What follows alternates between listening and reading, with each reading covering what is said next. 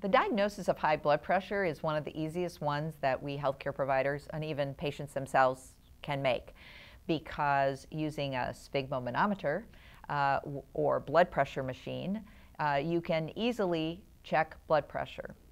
And we don't make a diagnosis of hypertension based on a single reading. We really, there are a lot of reasons, and the official diagnosis of high blood pressure is typically with averaged readings over a period of 10 or 15 minutes or several readings over a period of a few weeks. But in order to know what your blood pressure is, you have to check it. And this can be done in a firehouse, at your doctor or nurse's office, and pretty much should be started in childhood. Current pediatric guidelines for screening for high blood pressure have our pediatricians checking children's blood pressure starting at around age 2 to 5. This is in part because the risks and the obesity epidemic among children has increased the prevalence of high blood pressure in children as well.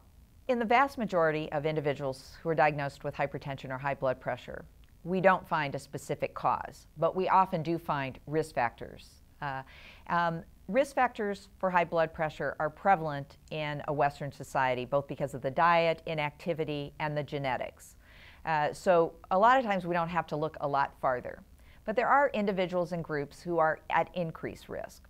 Age is clearly an increased risk for developing high blood pressure.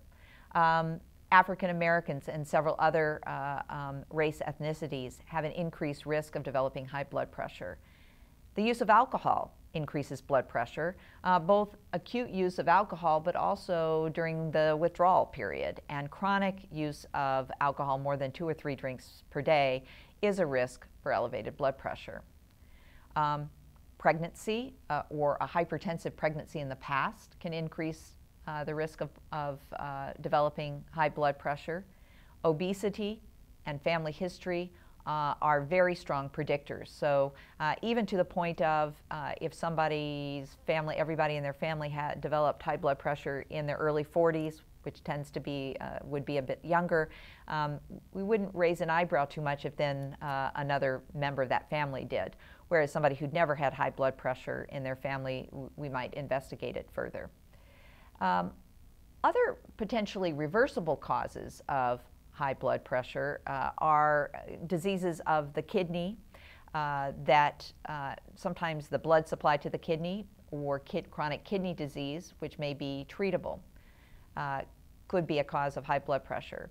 There are certain tumors that secrete hormones, some in the adrenal gland, one called pheochromocytoma, that can cause severe elevations of blood pressure. If we take that benign tumor out, people's blood pressure returns to normal.